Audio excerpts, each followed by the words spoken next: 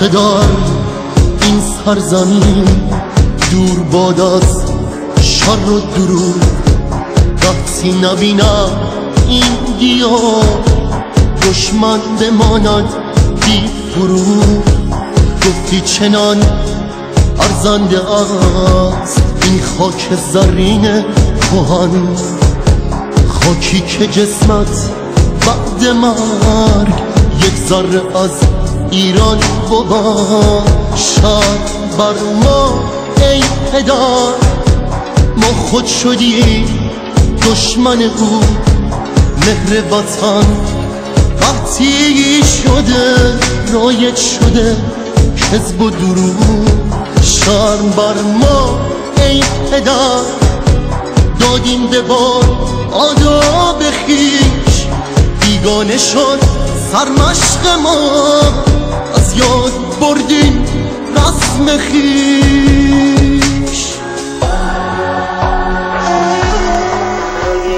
آقای صدری و خیلی سپاسگزارم آقای صدری که امشب با ما هستید. با سپاس از شما، با سپاس از جناب توکلی. خانم دکتر واقعا به من افتخار دادین که که این فرصت رو من دادین که در خدمت شما باشم و ساعتی رو با هم صحبت بکنیم و مطمئنا درد دل همدیگر رو به خوبی میفهمیم، چون درد دل مشترک ما با ملت ایران هست و اون چیزی هستش که ما بایستی هرچی بیشتر راجبی صحبت بکنیم و در راه نجات مملکت بتونیم تعداد بیشتری از هم میهنان خودمون رو در این راه با هم همگام و شریک در این راه بکنیم. با سپاس از شما. بله کاملا همینطور هستش و من فکر میکنم که الان در این بحران از زمان ما با مسائلی روبرو هستیم که تنها راهی که ما رو میتونه نجات بده آگاهیه و متاسفانه همونطور که شما با خبر هستید و بسیاری از تحقیقگران ایرانی رو میدونن و هر روز مردم بیشتر با مسائلی که مسائل سیاسی ما و دروغ هایی که رسانه ها به خصوص مثل BBC مثل صدای آمریکا و CNN و هر کدوم از همین رسانه هایی رو که ما میشناسیم به جز دروغ یا خواسته یا ناخواسته فرق نمیکنه اینها رو به مردم میدن. تحلیل های سیاسی بسیار آبکی و مسخره، یعنی تحلیل های سیاسی که ما میدونیم که مثلا ما در فاکس یا در CNN میشنویم، بعد همونها رو ما از تحلیلگران سیاسی خودمون مثلا میشنویم در تلویزیون ها و رادیوها و مردم رو من همیشه میگم به یک حالت هیپنوتیزم فرود کردن بردن و از اونجاست که مردم واقعا دیگه نمیدونن اصلا چه خبر هستش در خاورمیانه، چه فاجعه‌ای داره رخ میده و برای همین من فکر کردم که بسیار خوب هستش که شما هم صداتون در واقع صدای افشاگری شما هم هست. همینطور من صدای آقای دکتر حاتم رو شنیدم، بسیار لذت بردم. ایشون هم واقعا در شرایط رو میدونن و میشناسن و این باعث خوشحالی منه که حداقل شاید اینطوری ما بتونیم پیام خودمون رو و اون دیدگاه خودمون رو بیشتر برای هموطنانمون باز بکنیم. نظر شما چیست و بعد ادامه میدیم؟ من میام دنبال شما صحبت کنم. بدون شک همینطوری که شما فرمودین ما در واقع اگر بخوایم به عنوان یک جنگ به این تمام این وقایع نگاه کنیم، ما درگیر یک جنگ روانی هستیم که در این جنگ روانی ایجاد سردرگمی یکی از سلاح‌های جنگ‌های روانی هستش و به همین منظور ما شاهد این بودیم که از زمانی که اینها کشور ما رو اشغال کردن و به قدرت رسیدن در دیگر کشورهای جهان اینها دست به کار شدن،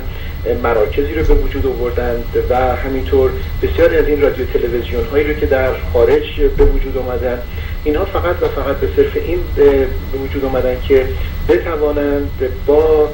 خبرهای ضد و نقیض و با استفاده و شاید سوء استفاده از اخباری که در یا تحلیل هایی که در این رادیو تلویزیون های جهانی میشه اینها بتوانند مردم ما رو به جایی ببرند که این سردرگمی در آیت موجب این خواهد شد که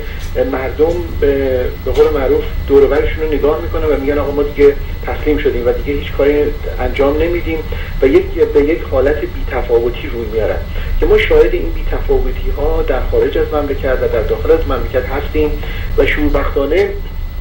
بدون اینکه توجه داشته باشیم که چگونه ما قربانیان این جنگ روانی بودیم، همچنان خودمون تبدیل شدیم به وسایلی که موجب میشه که این جنگ روانی دامنه گسترده‌تری رو پیدا بکنه و همین سبب هستش که همونطوری که شما فرمودین خیلی لازم هستش که روشنگری هایی بشه و این روشنگری ها به نام به اصطلاح روشنگری ما شاهد این بودیم که خب بسیاری اومدن قرآن رو ترجمه کردن، سوره های قرآن رو تفسیر کردن. این در واقع اون چیزی بودش که این رژیم باز هم اونها رو میخواست که به این وسیله نشان دهنده این باشه که آقا ببینین اینایی که میخوان بیان میخوان دین و ایمانتون رو بگیرن چیز کنن، در حالی که روشنگری واقعیت این هستش که طبیعت این رژیم جنایتکار رو اونطوری که باید و شاید، نه فقط به صرف اینکه اینها آدمکش هستن، به صرف اینکه تجاوز میکنن، به صرف اینکه نمیدونم زندانی و شکنجه میکنن، نه، ولی واقعا بایستی اون چیزهایی که اون کارهایی رو، اون ترفندهایی رو که این رژیم استفاده میکنه برای اون تداوم قدرت خودش و تداوم حیات خودش، ما اینو باید به ملت ایران نشون بدیم و ملت ایران بایستی چشماشون رو باز بکنن و در هر جایی که این علائمی رو از این کارهای این جنگ روانی رژیم میبینن باید با اون به مقابله برخیزن و واقعا امروز ما باید این کار رو حتما انجام بدیم. جناب خانم دکتر. ببینید درست میفرمایید. اتفاقا یک نکته خیلی جالبی رو شما اینجا بیان کردید و این مسئله روشنگری راجع به اسلام بود. البته من با هر نوع روشنگری موافقم و فکر میکنم که هرچه مردم آگاهتر باشن بهتره در هر موردی، ولی این رو نباید ما اینجا فراموش بکنیم که اسلام یک ابزار هست که قدرت‌های بزرگ از اون استفاده کردن و با این ابزاری که در دست داشتن از اون جایی که کشور ما رو و ملت ما رو ملتی مذهبی میشناختن دیدن این ابزار بهترین ابزاره. حالا اگر این ابزار در یک کشوری مثل سوئد باشه کاملا یک ابزار دیگه رو استفاده میکنن، ولی خب یا که هر کشوری رو که نگاه میکنن ببینن اون جامعه مردمش چجور آدمایی هستن، از نظر روحی روانی اینها رو کاملا اینا شناخت دارن، روش تحقیق کردن، سالهای سال مطالعه کردن و دقیقا مردم رو میشناسن، چه از نظر روانی چه از نظر شخصیتی. همینطور اصلا یکی از چیزهایی رو در مورد ایرانی ها اینا میدونن این صلح طلبی ایرانی ها هستش که اصلا در وجود ما ایرانی ها بوده و از همین مطلب هم استفاده کردن و یکی باور کردن غربی ها. ما با تمام اتفاقاتی که افتاده در تاریخمون میدونیم که باز هم ما مثلا به BBC بیشتر باور داریم تا رادیوی مثلا ایران، رادیوهای ایران که در تلویزیون هایی که در ایران هستن و به نظر من هر دوی اینها دروغ میگن، فقط شکل دروغ ها فرق میکنه. BBC درست مثل روباه مکاری هستش که درست‌تر میاد کار میکنه ولی دروغ رو میگه و جمهوری اسلامی برای اون که خب از نظرش میدونیم که چجور آدمایی هستن و شعورشون در چه حد هستش، خب به همون شکل هم اون سیستم پیش میره و اون سیستم کاراشون بچگونه تر و احمقانه تر هستش. اینه که وقتی که ما نگاه میکنیم بسیاری از کسانی که در خارج از کشور هستن به خصوص اعتقاد بر این دارن که تا اسلام هست ایران درست نمیشه. از یک سوی این درسته، ولی از سوی دیگه من همیشه میگم تا روزی که ما وارد ایران نشدیم این رو نمیتونیم کارش بکنیم و قدرتی هم نداریم، چون تعدادی که به اینها گوش میکنن بسیار کم هستن. ما باید کشور رو در واقع در دست بگیریم، ملت ایران کشور رو باید در دست بگیره و اون الیت جامعه، اون کسانی که میتونن این جامعه رو عوض کنن یا همون کسانی که فکر میکنن میتونن از اینجا این کار رو بکنن در داخل به این فعالیت ادامه بدن و از کودکستان ها ما باید مغزهای فرزندانمون رو پاک کنیم از این چیزهایی که درش کردن، از همین خرافاتی که در مغزها کردن، که ما بتونیم در آینده ایرانی رو ببینیم که ایرانی مترقی هستش و دور از خرافات. ولی به هر حال این رو من همیشه متوجه شدم که بسیاری در این که واقعا میخوان کاری بکنن، نه اینکه نخوان و از قصد نیست، ولی فکر میکنن این اسلام بوده که ما رو به اینجا رسونده. که من میگم نه خیر، اون قدرت‌های بزرگی بودن که پشت اینها هستن و همین امروز هم پشت اینها تا امروز هم بودن حداقل، و شاید تا مدتی تا چند وقت دیگه هم باشن. به هر حال داره اینها دورشون به پایان میرسه، این نظر من هستش، ولی به چه شکل پایان میرسه این رو دنبال میکنیم با هم. سرکار خانم دکتر، در مورد اسلام بایستی ما این رو به عنوان در واقع باید از دین به طور کلی صحبت بکنیم، برای اینکه همونطوری که در منطقه خاورمیانه اینها از اسلام استفاده کردن، در کشورهای آمریکای مرکزی و آمریکای جنوبی اینها از دین مسیحیت و کاتولیک به اصطلاح استفاده کردن و سوء استفاده کردن. و برای اینکه شما یکی از باز این رو به عنوان من سلاح‌های جنگ‌های روانی بهش نگاه میکنن که سیستم‌های ایدئولوژیکی رو که شما در جوامع تزریق میکنن، این باعث میشه که مغز انسان‌ها به اسارت در میاد و در نتیجه فقط پیروی میکنن از اون اوامری که این اربابان این سیستم ایدئولوژیکی به اونها دیکته میکنن و اینها هم بدون اینکه بر چیزی واقف باشن همینجور دنبال اون داستان میرن و دنبال این سیستم عقیدتی میرن. و حتی ما شاهدش بودیم، حتی در همین جهان متمدن آمریکا در سالیان پیش، در تقریبا 20 سال پیش، یک فرقه‌ای بود که این فرقه یک رهبری داشت به اسم جیم جونز، که این جیم جونز گروه خودش رو برداشت و رفت به کشور گایانا و در اونجا بعد از یک مدتی دستور داد که تمام پیروانش بچه هاشون و خودشون همه خودکشی دست جمعی بکنن و یک آب استقالی هستش به عنوان کولید که اینو توش سم ریختن و همه خوردن و همشون مردن به طور کلی. و این داستان کالت و داستان این فرقه هایی که به این صورت انسانها رو میگیرن و به اسارت در میارن ما در سراسر میبینیم و مطمئنا در جوامعی که این سیستم فکری و ایدئولوژی در واقع حکومت و حکمفرمایی میکنه، ما میبینیم به چه راحتی اینها میتونن مردم رو به اصطلاح احساسات مردم رو به بازی بگیرن. و به عنوان مثال خیلی ساده تر ما کشور پاکستان و کشور هندوستان رو نگاه میکنیم. مردم هندوستان و مردم پاکستان هر دوشون حتی نمیتونیم بگیم که اینها مثلا خب دو تا مثلا قوم مختلف هستن، نه، اینها دقیقا هر دو گروه از یک نژاد، یک قوم و یک سری گروه انسان ها هستن. منتها تنها تفاوتی که اینها دارن، یکیشون درگیر خرافات مذهبی است و دیگری یک مقداری از این خرافات مذهبی، یک مقدار که مقدار بیشتری از خرافات مذهبی به دوره. و در نتیجه ما شاهد این هستیم که یک کشوری مثل پاکستان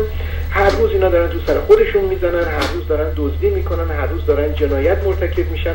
و از اون طرف ما میبینیم کشور هندوستان از نظر اقتصادی در واقع داره دنیا رو به اختیار خودش میگیره و تحت سلطه خودش میگیره. پس واقعیت امر همونطوری که شما فرمودین، مسئله در جوامعی که این مذهب، حالا من موقعی که از سیستم‌های ایدئولوژیکی همیشه صحبت کردم، گاهی گفتم سیستم‌های ایدئولوژیکی مذهبی و سیستم‌های ایدئولوژیکی غیر مذهبی. سیستم‌های ایدئولوژیکی مذهبی مثل همین متاسفانه سرزمین آب و اجدادی ما که امروزه به اسارت این سیستم ایدئولوژیکی مذهبی در اومده، یا در زمانهای گذشته در زمان انکیزیسیون یا اینکویزیشن یا نمیدونم تفتیش عقاید، ما شاهد این بودیم که چگونه به نام مسیحیت انسانها رو میگرفتن و میسوزوندن که روح اینها رو به صورت شیطان پاک بکنن. و از اون گذشته سیستم های ایدئولوژیکی غیر مذهبی مثل سیستم های ایدئولوژیکی مثل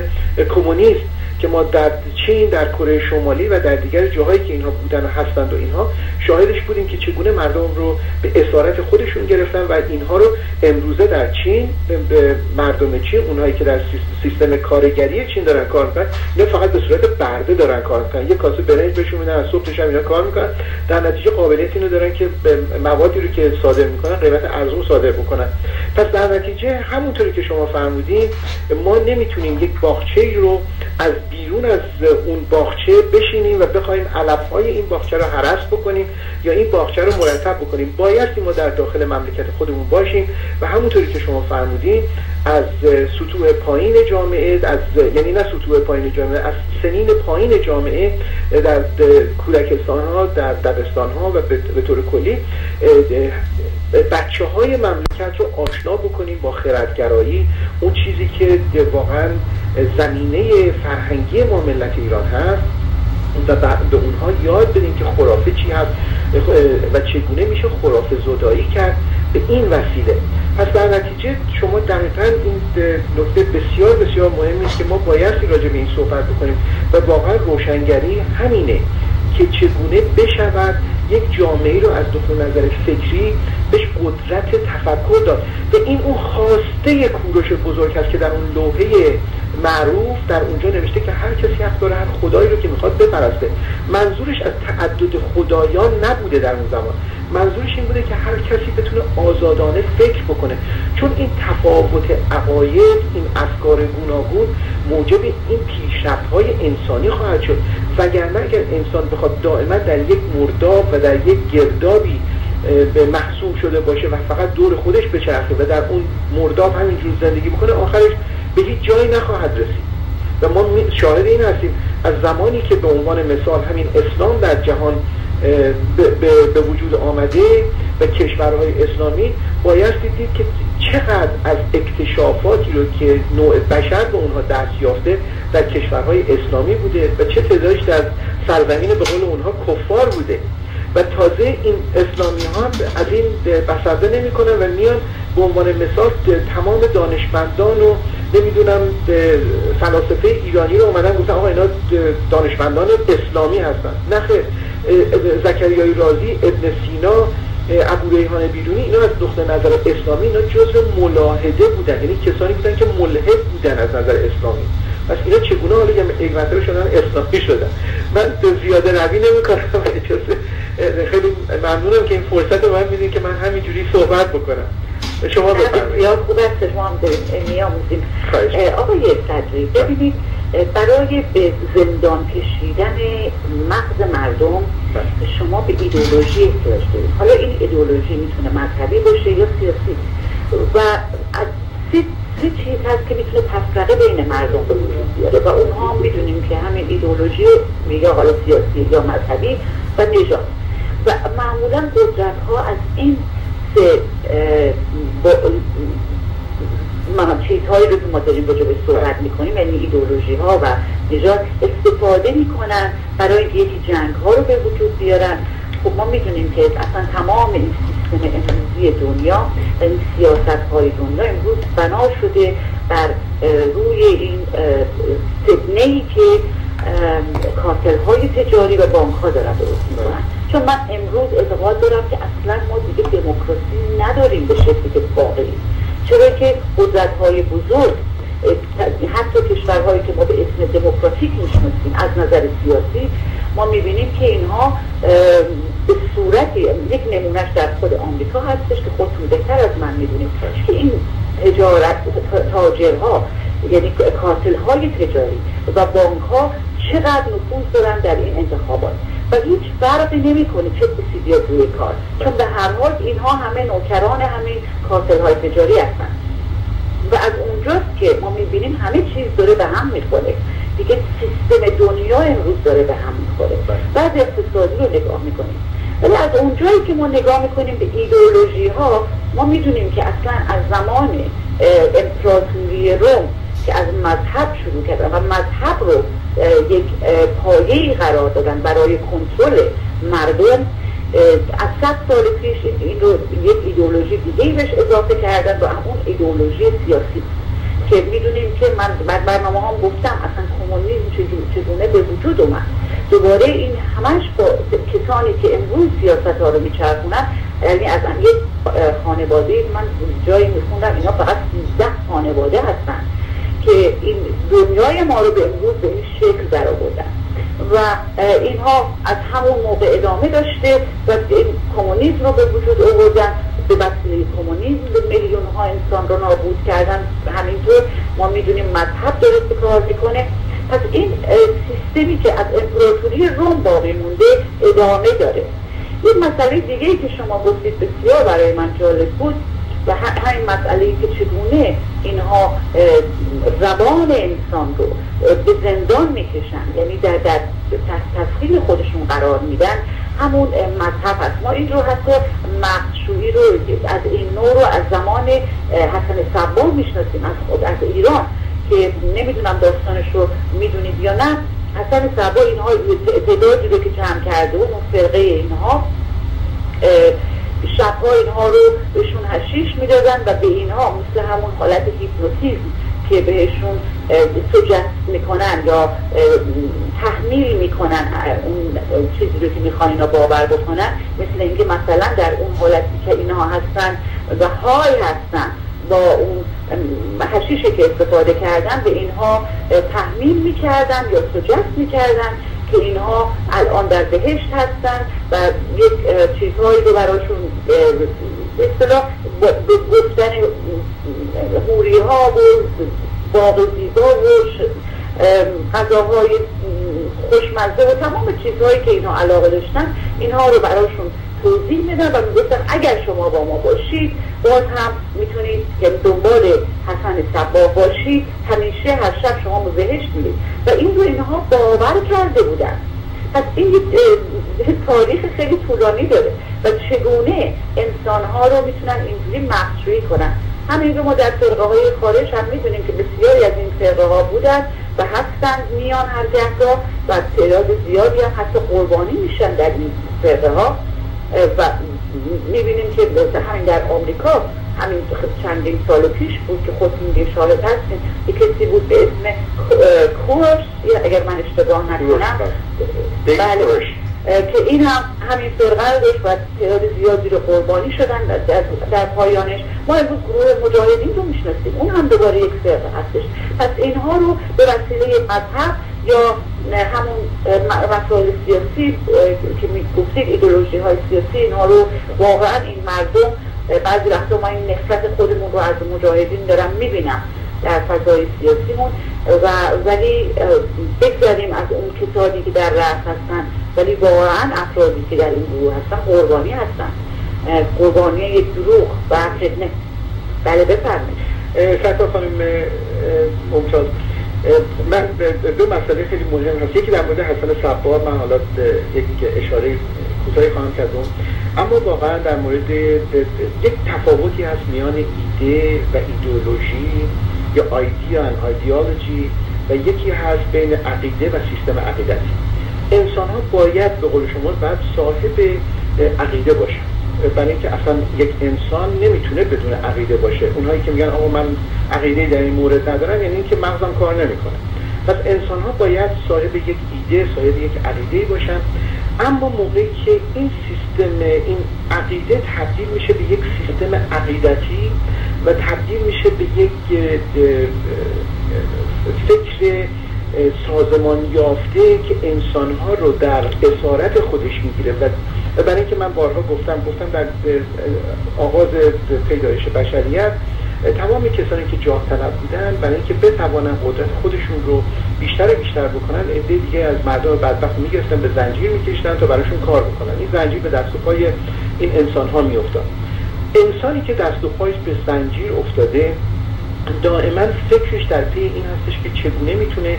از قید این زنجیرها آزاد بشه و فرار بکنه و اینها فرار میکردن و این برای اینها موجب بسیاری دردسر میشه، تا اینکه اینها به این فکر افتادن، همونطوری که شما فرمودین، استفاده از مذاهب و ادیان به این خاطر بود که گفتن که ما به جای که دست و پا رو به زنجیر بیاندازیم، ما میاییم مغز انسان‌ها رو به زنجیر می‌اندازیم، چون موقعی که مغز به زنجیر میفته دیگه انسان براش چیزی نمونه که بخواد باش فکر بکنه. مغز اون در واقع به اسارت در میاد و در یک چارچوب خیلی محدودی فقط به اون گونه‌ای فکر میکنه که بهش دیکته میکنن که اونجوری فکر بکنه، که اون وقت میشه میره نمیدونم الله اکبر میگه، سر میبره، نمیدونم از این کارها میکنه. و به طور کلی شما فرمودین در مورد دموکراسی و این دموکراسی هم باز یک، من اتفاقا مطلبی رو در یوتیوب دیدم که بسیار جالبی که همیهنان ما بتونن برن اینو پیدا بکنن. انواع حکومت‌ها رو که این صحبت می‌کرد، یک تفاوتی بود بین مسئله در مورد دموکراسی صحبت می‌کرد. دموکراسی یعنی خب اکثریت به اصطلاح مردم حق صحبت کردن و هر چی که اکثریت مردم بگن اقلیت باید سر به فرمان اکثریت داشته باشن. و این برخلاف انسانیت هست. چرا که این در این فیلمی که نشون میداد میگفتش که در اون زمان یه نفر میرفت یه اسبی رو میدزدید، بعد یک مثلا کلانتری میرفت یه تعدادی رو جمع میکرد و دنبال این راه میافتادن، میرفتن یارو رو میگرفتن و بعد گفتن که خب ما با این چیکار میکنیم؟ همه داد میزنن آقا دارش بزنید. در نتیجه دموکراسی عمل میشد، همه میگرفتن این بدبخت مرد از دار میزدن. در حالی که در مقابل دموکراسی این صحبت از ریپابلیک میکنه که این ریپابلیک نخواستن این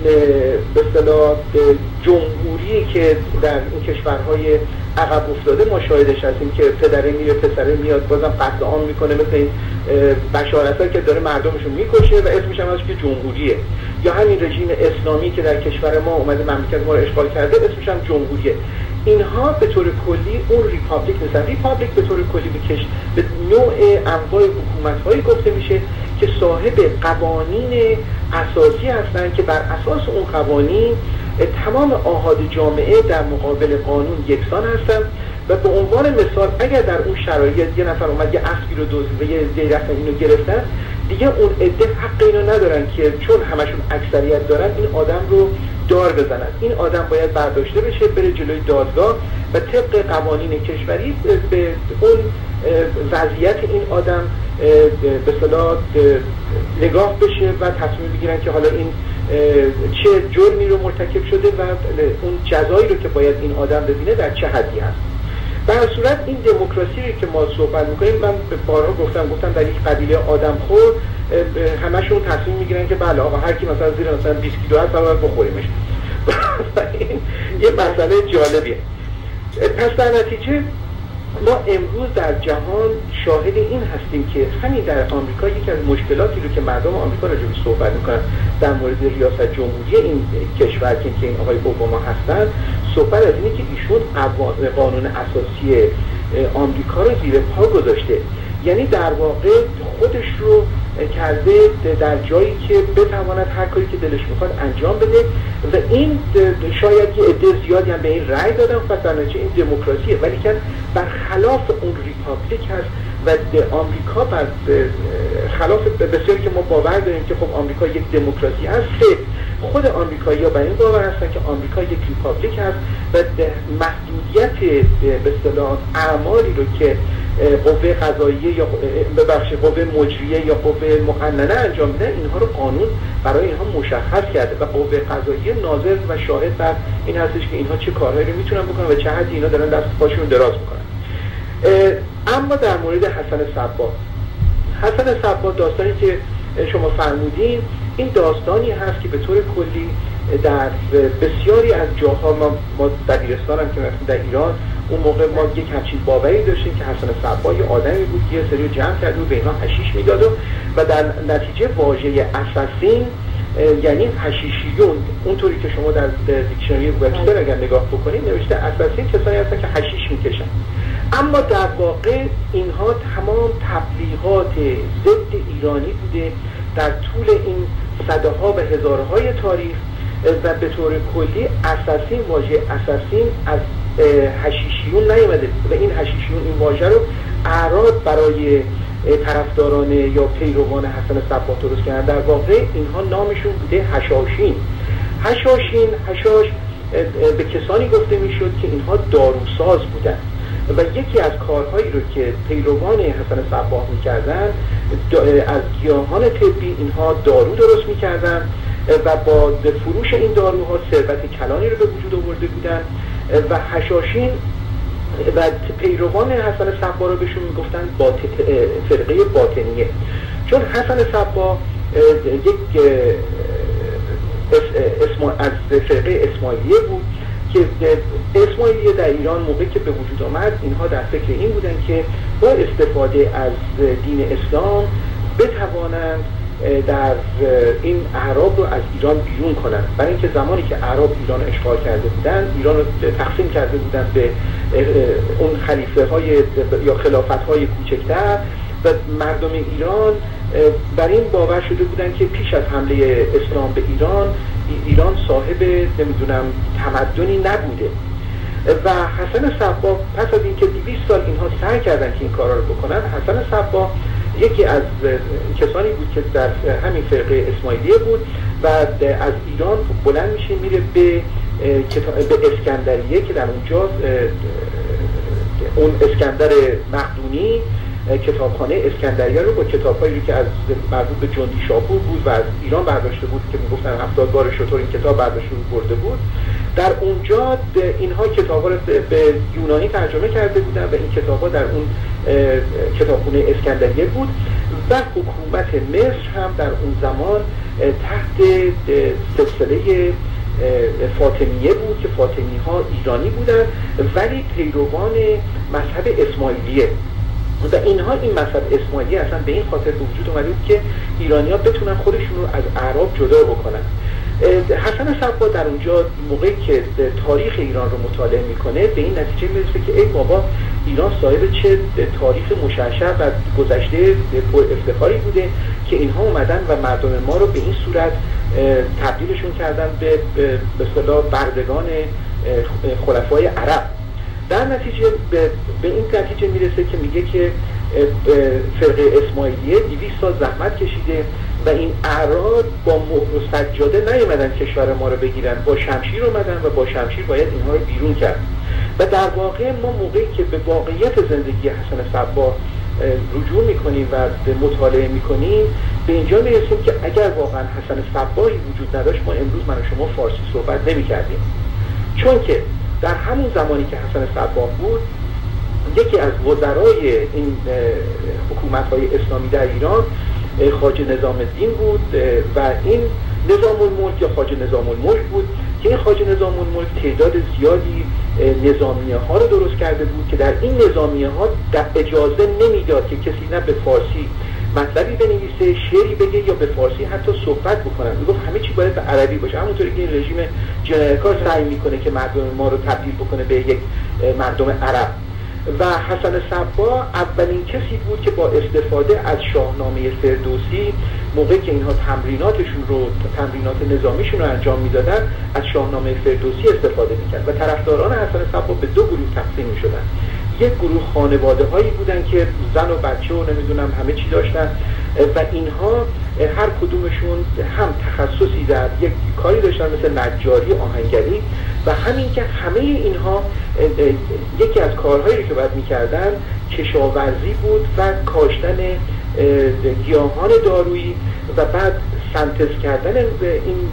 داروها و اینکه استفاده همین گیاهان و فروش این گیاهان و به طور کلی.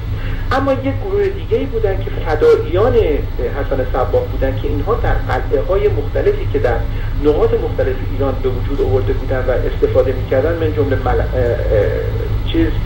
علموت یا این که نمیدونم قلعه ابرکوه یا ابرقویی که امروزه بهش میگن و دیگره در کرمان و در جاهای دیگه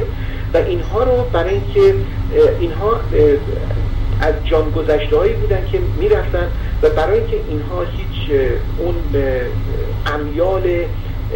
مادی و امیال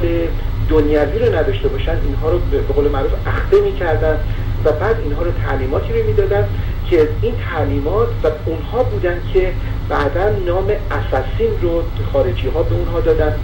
و به طور کلی اون گروه بودن که میرفتن و خیلی از کارهایی رو که باید برای حسن صباح انجام میدادن. اما اعراب چون متنفر بودن از حسن صباح و فعالیت‌های حسن صباح و اینکه حسن صباح موجب این شد، برای اینکه حسن صباح یکی از کارهایی رو که پیروانش گفتش که ما یک فرقی با تشیع نداریم، فقط در تشیع اینها نمیدونن امام زمان کی ظهور میکنه، در حالی که ما میدونیم امام زمان کی ظهور میکنه در 13 ماه رمضان نمیدونم 558 قمری بود. گفت اون میاد و ظهور میکنه و خودش در اون روز اومد گفت من همون امام زمانی هستم که شما در انتظار من بودیم، من برای آزادی و سربلندی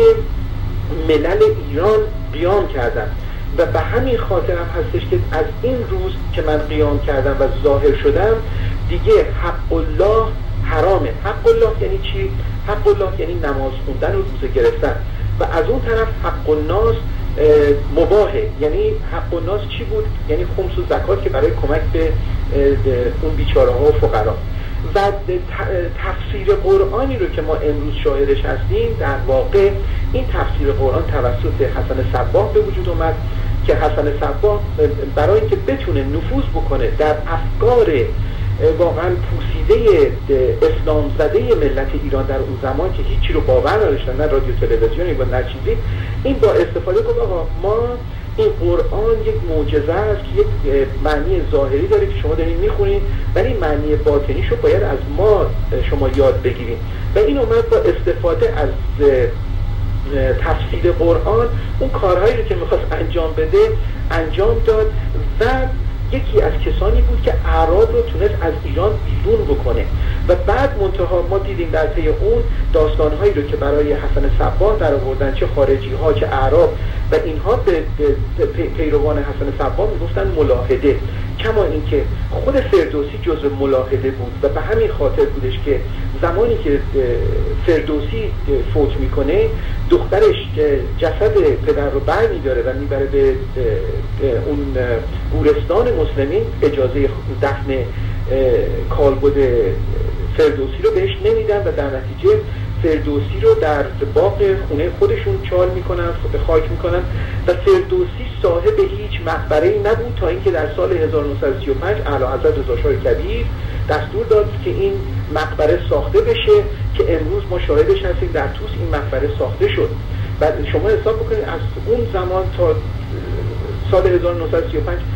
این شاعر بلند آوازه، این واقعا ابرمرد فرهنگ و تاریخ ایران به صورت گمنامی در یک گوشه این رو چال کرده بودن. یا ابن سینا یا زکریای رازی یا ابوریحان، تمام این دانشمندان ایرانی اینها همشون ملاحده بودن، اینها تمامشون ملحد بودن از نقطه نظر عرب. و این حسن صباح بود که مجبور کرد ایرانی ها به تاریخ و فرهنگ خودشون برگردن و با زبان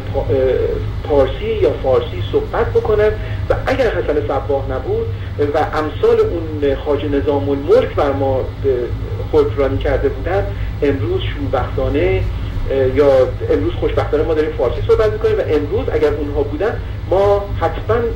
همونطوری که مصری ها امروز عربی صحبت میکنن مطمئنا ما هم جزو این اعراب شده بودیم. میبخشین که من به این تحقیق رو بودش. بله درست میفرمایید.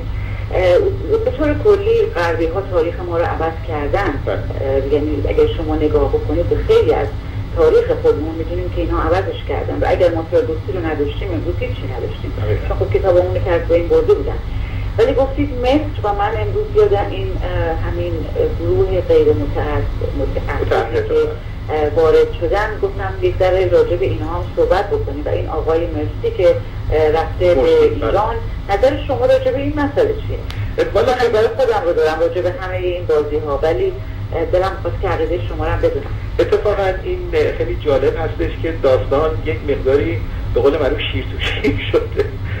و اینها این اجلاسو که به اصطلاح درست کردن، یعنی این اجلاس بوده، حالا این دفعه مثلا در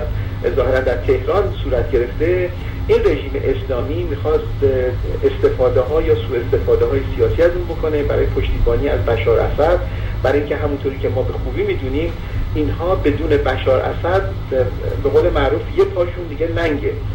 و به راحتی اینها قابلیت این رو پیدا خواهند کرد که هرچه زودتر ثابت بشن. و خیلی جالب هستش که در سخنرانی افتتاحیه‌ای که صورت گرفت در این اجلاس، اول خامنه‌ای صحبت کرده و بعد این آقای محمد مرسی اومده و صحبت کرده و من اگه اجازه بدین این قسمتی رو از صحبتایی که در مورد این شده براتون بخونم که دقیقا ببینید. یعنی صحبت سر این هستش که تحریف سخنان رئیس جمهور مصر توسط مترجم تلویزیون حکومتی ایران یا در واقع رژیم جنایتکار اشغالگر اسلامی. بله، این خبر به این صورت هستش که تلویزیون دولتی جمهوری اسلامی در ترجمه از سخنرانی محمد مرسی رئیس جمهور مصر در افتتاحیه اجلاس سران کشورهای عضو جنبش عدم تعهد ارائه داد، سخنان او را به طور گسترده‌ای تحریف کرد. محمد مرسی در سخنان خود با انتقاد شدید از نظام بشار اسد رئیس جمهور سوریه گفت حمایت از مبارزه ملت سوریه علیه رژیم ستمگری که مشروعیت خود را از دست داده یک واجب اخلاقی است. این سخنان باعث خشم هیئت سوریه حاضر در کنفرانس و ترک جلسه افتتاحیه توسط آنها شد. جمهوری اسلامی ایران که من سعی می‌کنم این بهترین هستش که واژه ایران رو ما با وجود نام جمهوری اسلامی کثیف نکنیم. جمهوری اسلامی که هم پیمان نظام سوریه است در ترجمه تلویزیونی صحبت‌های مرسی را تحریف کرد. به گزارش سایت بازتاب که این بازتاب هم از قرار سایتیه که مربوط به این محسن رضایی هستش، مترجم تلویزیون دولتی در ابتدای سخن مرسی درباره سوریه با جایگزین کردن کشور بحرین به جای سوریه سخنان مرسی را تغییر داد، در حالی که مرسی صحبتی درباره بحرین نکرده بود. شما نگاه کنید این چقدر وقیح که میاد یعنی داره راجع به سوریه صحبت میکنه، اینا اسم سوریه رو برداشتن گذاشتن بحرین. در بخش‌های دیگر از صحبت هم هنگامی که مرسی کشورهای شاهد تغییر با وصف کشورهای بهار عربی نامی برد، مترجم نام بحرین را هم می‌گنجاند. یعنی اینا برای اینکه تمام این شلوغی‌هایی که در بحرین هست این رژیم.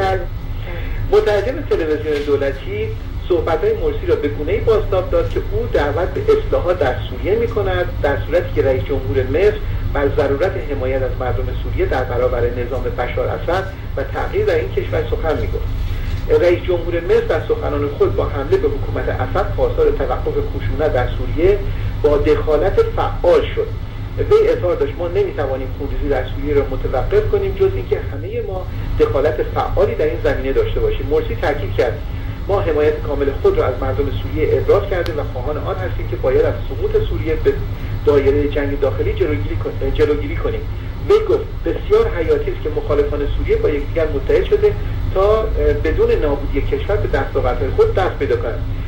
بعد در یک تلویزیون العالم که مال جمهوری اسلامی هست نوشته که درباره خروج هیئت سوریه از سالن اجلاس گزارش خبری که داده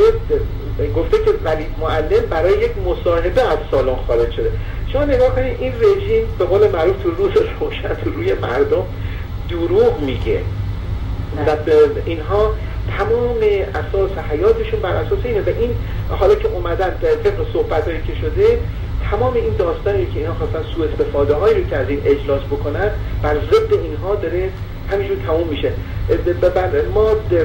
امیدوار بودیم که هممیهنان ما از پایتخت خارج نشن و ایجاد به اصطلاح درگیری برای اینها بکنن، وضعیت اینها رو به خطر بندازن، جلوی چشم تمام خبرگزاری‌های جهان اینها رو سکه یه پول بکنن. شوربختانه دیدیم که این رژیم حتی 30,000 تومان هم مثل که اضافه داده که آقا پول بنزین برین گردش کنین، یه هفته مملکت رو تعطیل کرده. بله بله درست میفرمایید. البته من خود این آقای مرسی هم زیاد بهش اطمینان ندارم. بدون شک هیچ کدوم ما نباید اطمینان داشته باشیم. بله من خیلی بهش یعنی شک که اصلا از اطمینان اصلا نمیتونم داشته دقیقاً چون میدونیم که اخوان مسلمین ریشش از کجا شروع وقتی برمیگردیم و اینا فراماسون هستن و یعنی در واقع اینها توی همون سیستمی دارن کار میکنن که آخونده رو آوردن یک روز. حالا امروز نوبت اینها شده. من یک مقدار اینجا وحشتی که دارم و طبق چیزایی هم که نگاه کردم و یا مطالعه کردم یا روی این یوتیوب پیدا کردم یک نتیجه خودم از این گرفتم که اینها امروز یعنی همون هایی که آخوندها اون توطئه‌ای که آخوندها رو آورد و امروز این بهار عرب رو درست کرده، آیا اینها میخوان کاری بکنن؟ چون اگر یادتون باشه وقتی که مرسی اومد روی کار ما دیدیم که شروع کرد در واقع به جنگ زبانی با جمهوری اسلامی. یعنی در صورت که هیچ لزومی نداشت اول کار اونها بخوان این کار رو بکنن، به خصوص که هر دوشون از گروه های مذهبی هستن، یعنی همون گروهی که امروز ما در ایران اسلامیون اون زمان مثل فرقان یا فداییان اسلام و اینا همه شاخه هایی بودن از همین فریمیسونری. پس چطور شد که ایشون تا اومد روی کار با جمهوری اسلامی به جنگ بلند شد؟ و این به نظر من یک بازی بیشتر نیست. و حالا البته این که خب بالاخره من فکر میکنم عمر جمهوری اسلامی داره به پایان میرسه، در این شکی ندارم، چون دیگه دورشون تموم شده، کارشون رو کردن. ولی آیا فکر نمی کنید که اینها امروز میخوان به یک صورتی یک جنگ شیعه و سنی درست بکنن و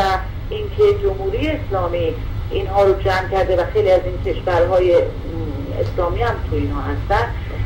یه مقدار میخواد برای خودش متحد درست بکنه برای یک همچین ترسی، یعنی ترس از جنگی که با مسلمانان خواهد داشت؟ والا یک مقداری ما باید این صحبت‌های اینها رو به طور کلی جدی نگیریم، به این خاطر که اینها همشون به قول معروف سرتگ کرباسن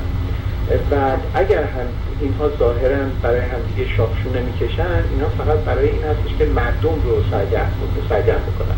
همونطوری که شما فرمودین اخوان المسلمین چندی پیش تقریبا قبل از اینکه حسنی مبارک به اصطلاح سقوط بکنه، در کنگره آمریکا به اصطلاح رئیس امنیت ملی، الان اسمش رو یادم رفته، داشت صحبت میکرد و صحبت از این میکرد که اخوان المسلمین یک سازمان غیر مذهبی هستن که همه بهش چیز کردن که آقا تو دیوانه ای، اسمش اصلا اخوان المسلمین، تو چطوری میتونی بگی آقا این نمیدونم یک سازمان اسلامی هستش، در حالی که واقعیت امر رو این ناخواسته بر زبان آورد، چون که اخوان المسلمین در واقع نام اخوان المسلمین یک پوششی هست برای یک سازمانی که وابسته است به انستیتوی اسپن و کلوپ روم و در واقع و در واقع همین اخوان المسلمین به دستور انستیتوی اسپن و کلوپ روم پشتیبانی خمینی رو کردن و خمینی رو و این انقلاب کثیف و سیاه رو در کشور ما به قدرت رسوندن یا اشغال مملکت ما رو به اصطلاح اینها انجام دادن. و امروز هم ما شاهد این هستیم که نمیدونم به امثال گروه های حماس که در نوار غزه هستش یا نمیدونم گروه های دیگه که هستن یا همون یاسر عرفات، اینا همشون سنی بودن، یا همین ظاهرا اگرچه این علوی هستش بشار اسد، ولی اینها بیشتر طرف سنی هستن تا شیعه. ولی ما صحبت از این رو دائم در میان رژیم میشنویم که میگویند که اسلام ناب محمدی و از سوی دیگر از طرف سنی ها ما صحبت این رو میشنویم که اینها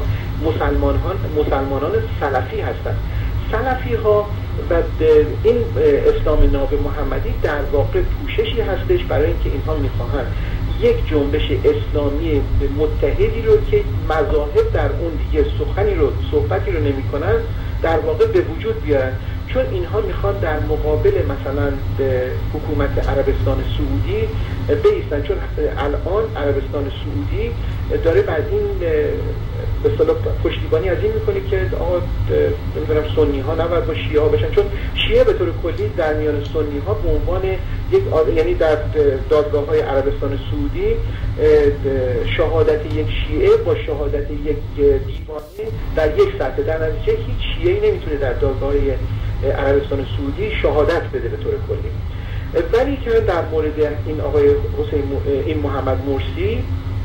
همونطوری که شما فرمودین، این آدم همونطوری که حمید کرزای رو از آمریکایی‌ها برداشتن بردن در افغانستان گذاشتن و جلوی به اصطلاح محمد ظاهر شاه رو گرفتن، برای اینکه قرار بود که در افغانستان سلطنت دوباره برقرار بشه، وحدت ملی به وجود بیاد و محمد ظاهر شاه پدر اون مملکت به اصطلاح باعث شده بود تمام ایالات عشایری منسجم و مشترک و متحد بکنه که دیدیم که یک مرتبه یک رستورانچی رو که این آقای حمید کرزایی هست بردن گذاشتن اونجا و در یک مرتبه جمهوری هم واسه خودشون درست نگن، جمهوری اسلامی آمریکا براشون درست کرد. یا همین که در عراق جمهوری اسلامی اینا یه مرتبه اومدن درست کردن و همین آقای محمد مرسی هم اینجا تعلیمش رو دیده بود، یک مرتبه پاشد آقا رفت اونجا همونطوری که فهمیدید آوردن گذاشتن سر کار و همین انقلابی رو که در کشور ما صورت گرفت همونطوری که شما فرمودین اخوان مسلمین در پشت اینها بودن و اون اصلی توی اسپن و کلوپرون من بارها راجعشون صحبت کردم که در سال 1975 در اون سمپوزیوم اسپن در شیراز اینها به این نتیجه رسیدن که جلوی نمیدونم پیشرفت‌های ایران باید گرفته بشه و صحبتایی که خمینی میکرد دقیقاً صحبتایی بود که از اینها به اون دیکته کرده بودن و از اون گذشته ما خیلی شباهت‌های زیادی بین بهار عربی و بهار آزادی که در سال 1350 برای ملت ایران که حتی رژیم اسلامی تمرن برای چاپ کرد دقیقاً همونه، چون نمیتونستن اونجا بگن بهار عربی، اینجا میگن بهار عربی، اونجا میگن بهار آزادی و این موجب شدش که الان این کشورهایی که ما داریم نگاه میکنیم الان خود کشور به اصطلاح مصر اعلام کرد که میخواد سفارتخونه‌شو در تهران باز بکنه. پس اون صحبتایی که اینا میکردن یا جنگ‌های لفظی که میکردن به قول معروف جنگ‌های زرگری بوده. بله من کاملا این بازی ها درست همین اومدن باشیمون به ایران یعنی این بازی های اینها دیگه شده بچگانه واقعا. من فکر میکنم دیگه هر کسی که با اخبار ایران و خاورمیانه یه مقدار آشنایی داره وقتی اینا رو میبینه واقعا خندش میگیره و اینها میدونن که مردم خودشون رو میتونن اینها رام بکنن با این مزخرفات، چون اونا اینقدر دقت نمیکنن که چه خبر هستش تو خاورمیانه، ولی ما که در خاورمیانه هستیم به خصوص ما ایرانی ها دیگه واقعا به این مسائل و این بازی ها باید آشنا شده باشیم. درسته؟ سرکار خانم دکتر میدونیم واقعیت امر در این هستش که در هر زمانی شما موقعی که در پیش صحبت میکنید من سعی کردم نوت بردارم مسئله ایجاد جنگ با ایجاد بازار هر دوش یکیه. بسیاری از این کشورهای ظاهرا پیشرفته نیاز به دشمنانی دارن که این دشمنان خودشون بزرگ میکنن، خودشون به وجود میارن و خودشون بزرگ میکنن و به واسطه وجود برای اینکه ما موقعی که نگاه میکنیم میبینیم که در زمان به اصطلاح پیش از این واقعی سیاه و واقعا شیطانی که در کشور ما صورت گرفت در زمان شاهنشاه فقید ایران موجب این بود که واقعا در منطقه یک ثبات و امنیت خاصی رو به وجود بیاره و کمتر کسی مورد کسی میشد، کسی به کسی حمله میکرد و برای اینکه قدرت ایران در اونجا موجب این شده بود که همه آرام و به صورت دوستانه در کنار هم زندگی بکنن. بعد اعراب تمام افکارشون معطوف کشور اسرائیل بود که به اسرائیل حمله میکنن، جنگ‌های مختلفی که اسرائیل با اعراب میکرد و اینا، تا به این نتیجه رسیدن که در منطقه نیاز به یک دشمن غیر عرب هستش که کشورهای عربی معطوف اون بشن و اسرائیل بتونه به راحتی برای خودش زندگی بکنه و این کشور غیر عرب کسی نبود به جز کشور ما. و از اون زمان ما دیدیم که امروز یک دشمنی رو درست کردن که دول اروپایی و آمریکایی اینها دارن میلیاردها دلار دارن سلاح و وسایل دارن به این کشورهای عربی دارن میفروشن. کشورهای نمیدونم مثل چین و روسیه هم که دارن باز هم اونا هم از یا به جمهوری اسلامی دارن میفروشن یا باز به کشورهای عربی دارن میفروشن. و واقعیت امر در این هستش که ما موقعی که کتاب برژنسکی رو واقعا همیهنان رو باید مطالعه بکنن، این صفحه شطرنج بزرگ به گرند چس بورد، موقعی که از هلال بحران این یارو صحبت میکنه و صحبتشون سر این هست که ما باید کشورهای کوچکتری رو به وجود بیاریم و بر هر کدومشون یه حاکمی رو بگذاریم که این حاکم از نقطه نظر اخلاقی و فکری فاسد باشه که بتونیم کنترلش کنیم، در نتیجه بتونیم ما این کشورها رو کنترل کنیم. و چون این کشورهای کوچک و اینها بندازن به جون هم دیگه، اونها مجبورن منابع طبیعی خودشون رو ارزون بفروشن و به جاش سلاح و نمیدونم دیگر چیزها رو وارد بکنن. آفریقا با تمام اون عظمتی که داره دورشن، دور تا دورشن که اقیانوس هند و نمیدونم اقیانوس اطلس و اینا هستن، ما شاهد این هستیم که سیاها رو که ما نگاه میکنیم میبینیم پا برهنن، نون ندارن بخورن، اما مدرن‌ترین سلاح‌ها دست ایناست.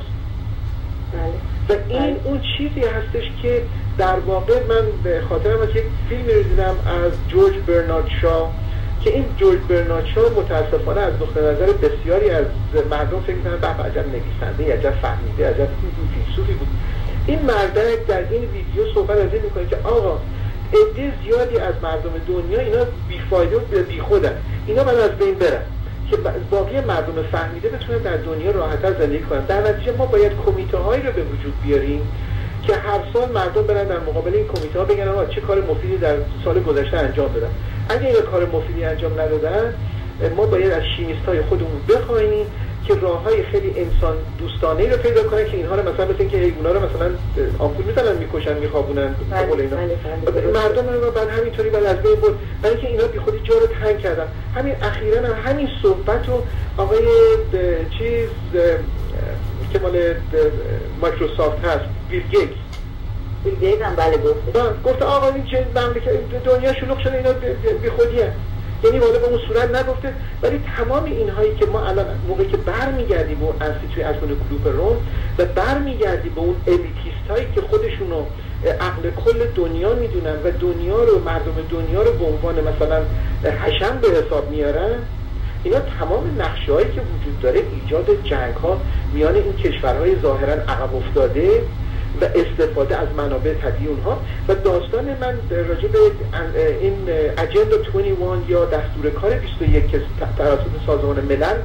تایید شده بود در کیوتو، که تمام صحبت در این هستش که آقا منابع طبیعی روی کره زمین نباید متعلق به مردمانی باشه که روی اونها زندگی میکنن، باید متعلق به تمام دنیا باشه و در نتیجه حاکمیت‌های ملی باید از بین بره و یک حاکمیت جهانی به وجود بیاد.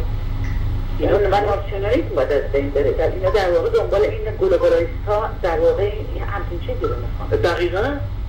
دقیقاً صحبتی که شما کردین این راجع به کلوپ روم، من وقتی برگشتم به تاریخش همین صحبت که برنارد شا هم گفته و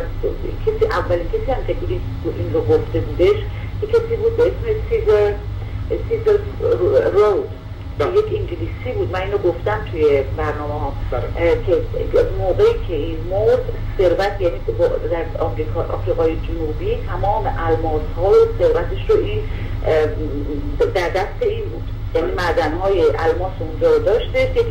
انگلیسی هم بود و وقتی که این مرد تمام ثروتش رو گذاشت برای رسیدن به این جهان نوینی که ما امروز راجع به صحبت میکنیم و کلوپ روم از پول اون درست شد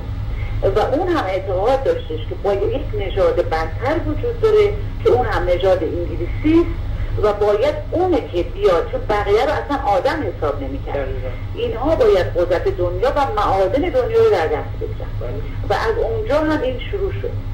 بله بفرمایید. بله به طور کلی این توطئه‌ای که وجود داره، برای اینکه میگم به قول معروف خدا خر به شناخت شاخ نداد.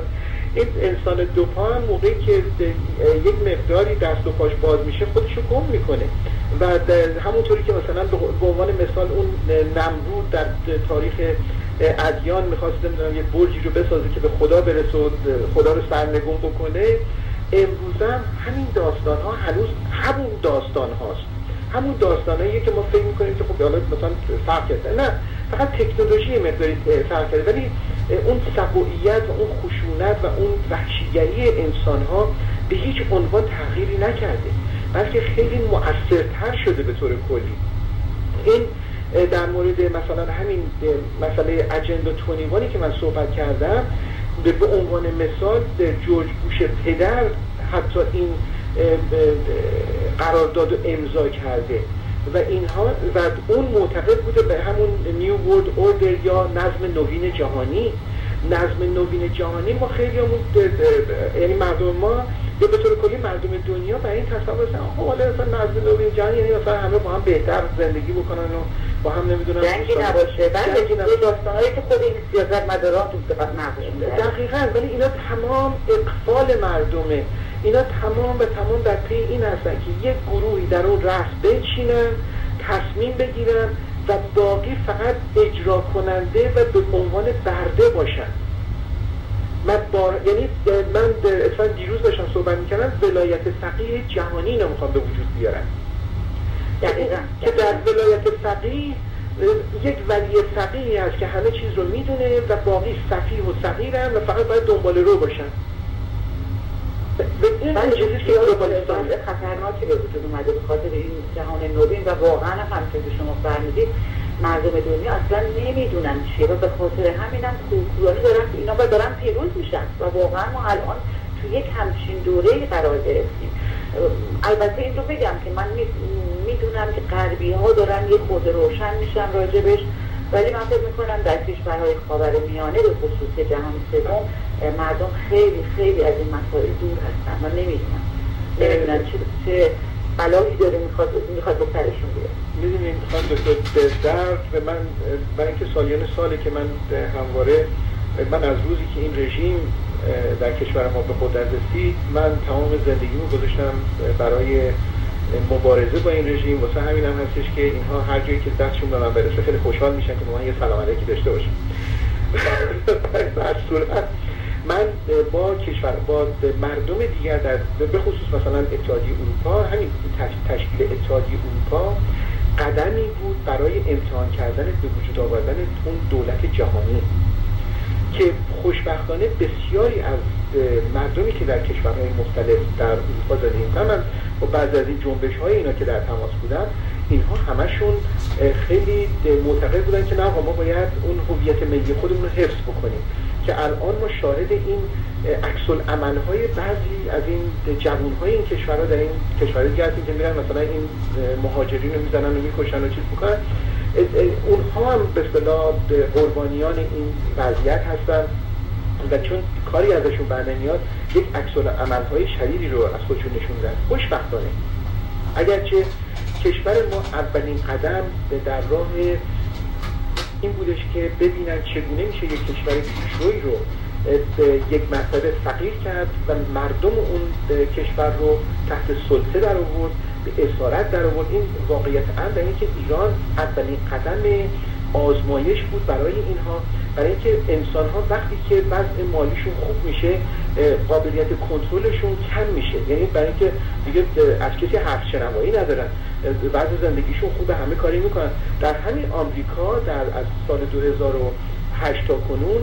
به اصطلاح درآمد ملت آمریکا و ثروت مردم آمریکا 39% افت کرده. یعنی مردم آمریکایی که نمیدونم دست و جیبشون کرد هر چی دلش می‌خواد آخرین مدل ماشین می‌خرید و بهترین وسایل رو واسه خودش می‌خرید و مسافرت می‌کرد چیز می‌کرد، امروزه اینها محدودتر شدن. یا برای اینکه با اقتصاد خراب کردن که بتونن اینطوری کنترل کنن. یعنی این همون برنامه‌ای رو که در ایران پیاده کردن اینجا پیاده می‌کنن. که مردم همینطوره، اروپا هم واقعا به شما اروپا هم همینطوره. و این مسئله که شما فرمودید که آمریکایی‌ها مثلا به عنوان خارجی‌ها غربی‌ها به اصطلاح بیشتر متوجه شدن و ما کمتر، برای اینکه امروزه مثلا همین تی پارتی موومنتی که در آمریکا هست اینها دارن رجعت میکنن، بازگشت میکنن به اون فلسفه انقلاب اولیه آمریکا برای استقلالشون. و اینها از نقطه نظر این الیتیست ها که نمیدونم چپ های لیبرال و اینها هستن، اینها خیلی آدم های منفوری به حساب میان، چون به قول اینها میگن آقا اینا به اون انجیل و به اون تفنگشون چسبیندن و ول نمیکنن و ما نمیتونیم کاری بکنیم. برای اینکه این مسئله جهان وطنی که ما قبلا میگفتیم کمونیست جهان وطن هستن و در همون زمان انقلاب بولشویکی در روسیه همزمان در آمریکا جنبش پروگرسیو ها یا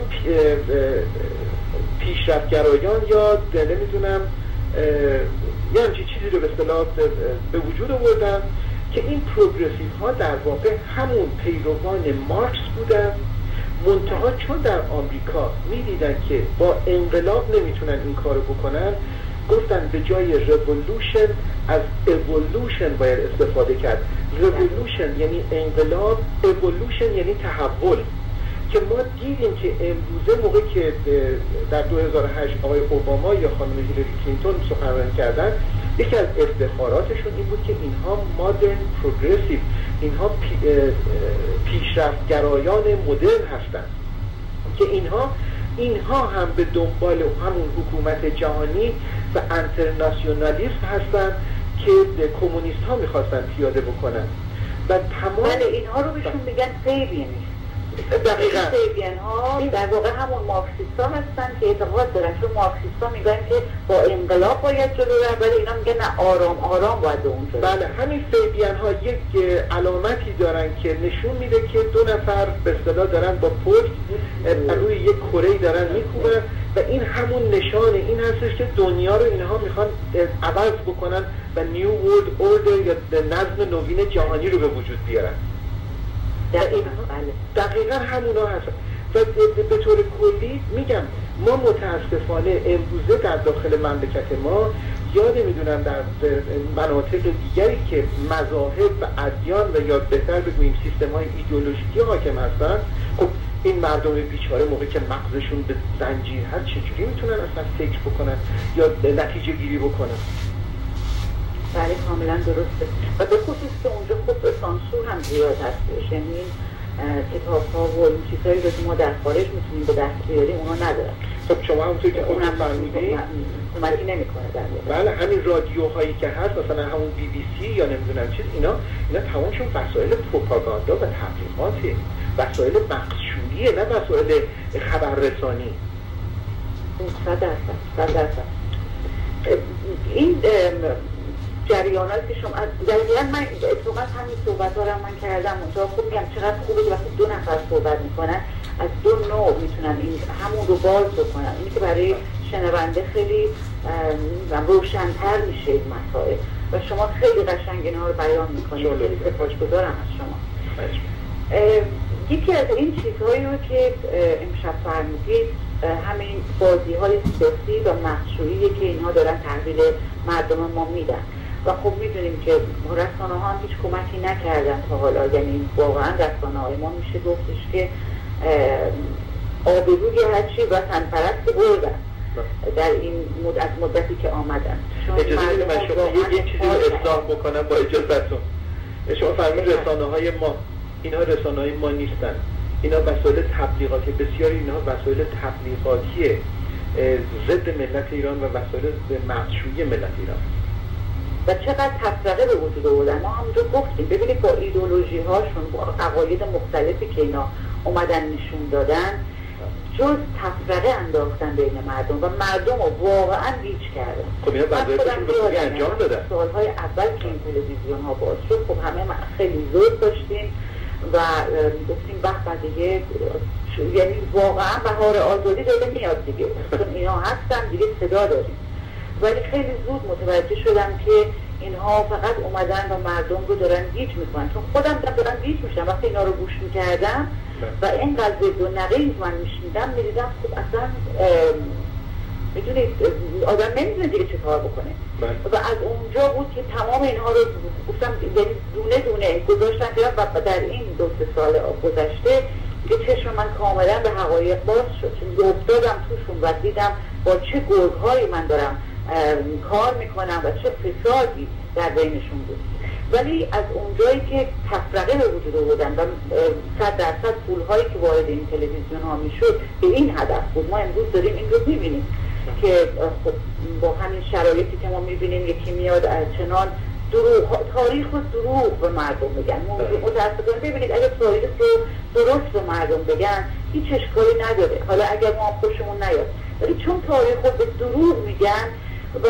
تعدادی از مردم خودشون نمیرن دنبالش و اینها رو باور کردن و ما میبینیم که چه فاجعه‌ای به وجود آورده و هیچ وقت ایرانی مثل امروز با هم غریبه نبوده.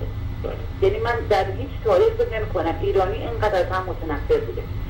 شما بفرمایید، این نظر من بود که ببینیم این حقیقت‌ها رو نمیان به مردم بگن و فقط دروغ به مردم گفتن. بفرمایید. والا اینها به وظایف خودشون عمل میکنن. برای چی اینها از این رژیم جنایتکار پول میگیرن؟ نه اینکه بیان ملت ایران رو ظاهرا سرگرم بکنن یا به ملت ایران حقایق رو برای ملت ایران روشن بکنن. مسئله کلی در این هستش که اینها دارن به اون وظایفی رو که بهشون محول شده دارن عمل میکنن، پولها رو به همین خاطر میگیرن که مردم ایران رو هرچه بیشتر در سردرگمی بیشتری فرو ببرن و به همین خاطر هم هست. من یک مثالی رو چند بار گفتم در موردش. ما یک عدسی، یک ذره‌بین رو که دستمون میگیریم از این کارا کردیم دیگه، مثلا میرسیم جلوی نور آفتاب مثلا یک کاغذ رو مثلا باش میسوزونیم. این زمانی این کاغذ سوخته میشه که تمام نور خورشید در اون کانون عدسی جمع بشه و قدرت به اصطلاح انرژی بالایی پیدا کنه تا اون کاغذ رو به عنوان مثال بسوزونه و آتیش بزنه. اگر همین عدسی رو ما جلوی خورشید بگیریم ولی که نور در کانون متمرکز نشه، این حتی ایجاد گرما هم نمیکنه. در زمانی که این فاجعه واقعا دهشتناک در کشور ما داشت صورت می‌گرفت در سال 57، ما شاهد این بودیم که رادیو BBC تبدیل شده به اون کانون عدسی و این کانون عدسی همینجور این ظاهرا انقلابیون رو به اصطلاح بهشون میگم آقا امروز مثلا فلانجا شلوغ، فردا در فلانجا نمیدونم تظاهرات، اینجا نمیدونم آدم کشی کردن، اونجا فلان کردن. یعنی همه مردم این رادیو رو گرفته بودن سر ساعتی که این میخواست اخبار بزنه، همه یه دونه رادیو در گوششون بود. امروزه اومدن چیکار کردن؟ گفتن آقا ما برای اینکه بتونیم این مردم رو اون قدرت رو از مردم بگیریم که مردم آگاهی پیدا بکنن، ما تعداد زیادی رادیو و تلویزیون اینها درست میکنیم که مطمئنا ما هممون بسیاری از این رادیو تلویزیون ها اصلا در اسمشون هم دیگه نمیدونیم اصلا اینا زیاد شدن که هر عده از مردم به یه قسمتی دارن گوش میدن. در نتیجه هیچ کسی از هیچ چیزی خبردار نخواهد بود مگر اون چیزهای معمولی خودشون و آخر سرم ما شاهده این هستیم بسیاری از اینایی که صاحب این رادیو تلویزیون هایی که در خارج از کشور هستن میبینیم خیلی راحت مسافرت میکنن میرن ایران، برمیگردن. چرا من شما نمیتونیم بریم ایران؟ چرا نمیدونم من شما نمیتونیم بریم نمیدونم به مملکت و سرزمین، در صورتی که اینها که ظاهرا هم میکنن. بله اینا از خودشون دارن میرن و میان و نمیدونم بعدش هم حساب 2 تا 4 تاست. امروزه رادیو تلویزیون های آمریکایی که در نمیدونم کشوری هستن که نمیدونم 300 میلیون مصرف کننده توش وجود داره، اینها به بدبختی دارن وضع خودشون رو اداره میکنن. اون وقت این صاحبان این رادیو تلویزیون های کوچکی که ما مگه چقدر بیزینس های مشاغل ایرانی هست که به اینها نمیدونم پول آگهی بده، بعد این نمیدونم صاحبان اینها ماشین های آخرین سیستم سوار میشن، خونه های میلیون دلاری توش زندگی میکنن، نمیدونم مسافرت های آنچنانی میکنن. خب این یه مقداری میگم آدم اگر بخواد خیلی ساده بهشون نگاه بکنه 2 تا 4 تا جواب نمیده. من همیشه میگم چطور فقط ماهی $50,000 اینا میتونن پول ستلایت بدن. همین به قول شما چطوری میتونن این کارو بکنن؟ خب این میدونید، خب من بودم میدونن که چقدر اینا پول از مردم میگیرن، چیزی نمیگیرن به این صورت. آخه مردم بعد خودشون 8شون گرون 9شون که بخوام اینا پول بدن. اما اینها به قول شما $50,000 در ماه دارن ستلایت میدن. تازه حالا کارمند و استودیو اینا رو حالا فراموش بکنن. وقت خونه هاشون و درآمدشون و اینا اصلا میگم پس بدون شک اینها دارن وظایف خودشون رو در قبال این رژیم جنایتکار اشغالگر، این رژیم ضد. من داشتم فکر کنم یه مطلبی داشتم راجعش صحبت می‌کردم تو رادیو، من اصلا اینا دیگه چیز فراموش میکنم. در مورد مزدور من داشتم صحبت میکردم، گفتم کسانی که مزدور هستن یا آمریکایی بهش میگن یا انگلیسی بهش میگن مرسنری، اینها نه تعهدی به کشوری، به وطنی، به ملتی، به هیچی ندارن. اینا تنها چیزشون اینه که یه پولی میگیرن و در مقابلشون کاری رو که اون کسی که به اینا پول میده انجام میدن. متاسفانه و شوربختانه و با کمال شرمساری خیلی از مردم ما به خاطر فشارهای اقتصادی و خیلی ها به خاطر اینکه واقعا از نقطه نظر طبیعتشون اصلا بی‌وجدان هست، اینها مزدورهای این رژیم جنایتکار شدن. هممیهنان من و شما، نه هممیهنان من که گفتم اینها معتقد به هممیهن نیستن، اون جانورهایی که به قول معروف لباس شخصی هایی که در خیابان‌ها هممیهنان من و شما رو میگیرن و مورد ضرب و شتم قرار میدن، میکشن، هزار بلا سرشون در میارن، اینها فقط مزدورن. این تلویزیون ها، رادیو هایی که پول از این رژیم جنایتکار میگیرن و سعی میکنن مردم ما رو در سردرگمی و در باطلاق فکری بیشتری فرو ببرن، اینها مزدورن. اینها رسانه های ما، ببخشید من این واژه شما رو استفاده میکنم، رسانه های ما نیستن. رسانه هایی که به زبان ما صحبت میکنن. بله اینا فارسی زبان، مثلا وایس آف امریکا که صحبت میکنه، اینا سیاست هایی رو به نفع ملت ایران پیاده نمیکنن، اینا سیاست های آمریکا رو دارن پیاده میکنن ولی به زبان فارسی صحبت میکنن. BBC سیاست های انگلستان رو پیاده میکنه ولی به زبان فارسی صحبت میکنه. دویچه وله نمیدونم سیاست های آلمان رو پیاده میکنه ولی به زبان فارسی صحبت میکنه. و این تلویزیون ها و رادیوهای دیگه هم که هستن که نام های بسیار پرطمطراق نمیدونم ایرانی هم بر روی خودشون گذاشتن، اینا هم ایرانی نیستن. اینها هم دارن با زبان ملت ایران صحبت میکنن که ملت ایران رو به ناکجا آباد ببرن و بردن. راجع به من برای اینکه برنامه رو بتونیم به خاطر برسونیم خواستم نظرتون رو راجع به طور کلی این بهار عرب بدونم فکر میکنید به کجا اینا میرسن و چه بلایی داره سرشون میاد؟